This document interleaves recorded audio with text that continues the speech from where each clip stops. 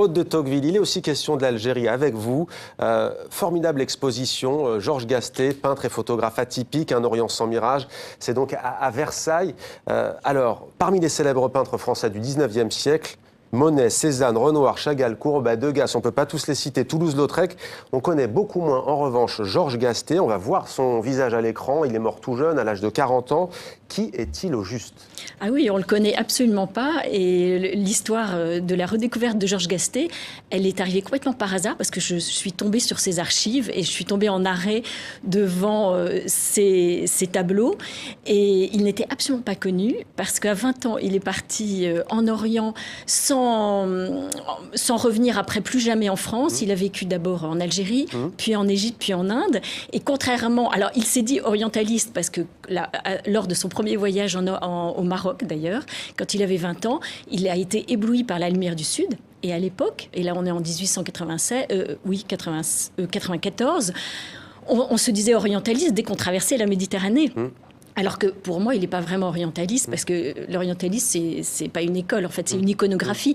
Et lui, contrairement à tous les orientalistes comme Chassériau, Jérôme, Fromentin, qui faisaient je sais pas, un peu quand même des odalisques dans des harems, enfin de l'orientalisme fantasmé dans leur atelier parisien, lui, il a vraiment vécu en Orient. Ce n'est pas un peintre de salon. Et d'ailleurs, on peut lire dans l'ouvrage, au 19e siècle, alors que le voyage en Orient servait le plus souvent à exalter les fantasmes de quelques-uns, des peintres comme Georges Gastet ont réfuté l'image de cet ailleurs, certes exotique et fascinant, mais loin de la réalité. On a déjà vu défiler ses peintures et ses photographies, que quelle que soit l'œuvre, on voit effectivement Brigitte Gage subjuguée. C'est vrai que quand on le découvre, on est assez subjugué par ses œuvres. Et alors, il y a quelque chose, comme vous le dites, en tout cas en citant Nietzsche, traquer le soleil dans l'ombre. Très belle formule, traquer le soleil dans l'ombre. Il était fasciné par la lumière. Absolument. Et autant d'ailleurs dans ses photographies que dans ses peintures.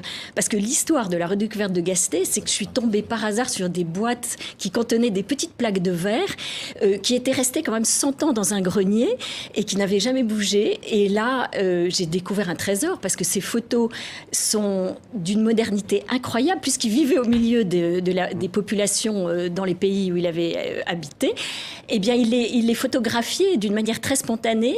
Donc, ce sont vraiment des instantanés, mais comme il avait un regard de peintre, eh bien sûr, ces photos sont admirablement composées.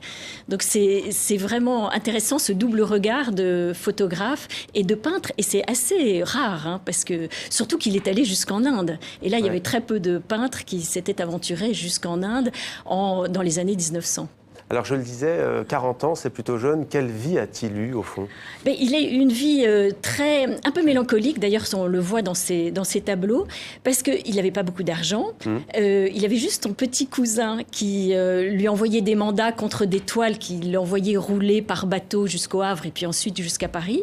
Donc, il était toujours un peu triste parce qu'il voulait être reconnu à Paris. Mais comme il avait eu une enfance un peu difficile et solitaire, il avait du mal à se confronter aux autres. Et c'est pour ça qu'à chaque fois que son petit cousin lui disait « Reviens, il faut qu'on parle de toi ». D'ailleurs, on parle de toi parce qu'il est devenu assez connu 3 ans avant sa mort, parce qu'il était devenu le peintre des Indes. Et bien à chaque fois, il partait toujours plus loin. Donc il a un peu confondu, enfin sa vie et son œuvre confondues, c'est ça qui en fait la force. Mais il a une vie qui s'est terminée un peu tragiquement parce qu'il a voulu créer son chef-d'œuvre, un magnifique tableau qui s'appelle Le Bain des Bramines et qui appartient aujourd'hui au musée d'Orsay. Et quand ce bain des Bramines a été exposé au Salon des Orientalistes de 1910, il a été louangé, j'ai toutes les critiques des journaux. C'est dithyrambique. Oui, dithyrambique. Mais il n'a pas eu de médaille, parce que c'est toujours des histoires de salons et de médailles. Bon, et là, il s'est allongé pour ne plus jamais se relever et on l'a retrouvé mort.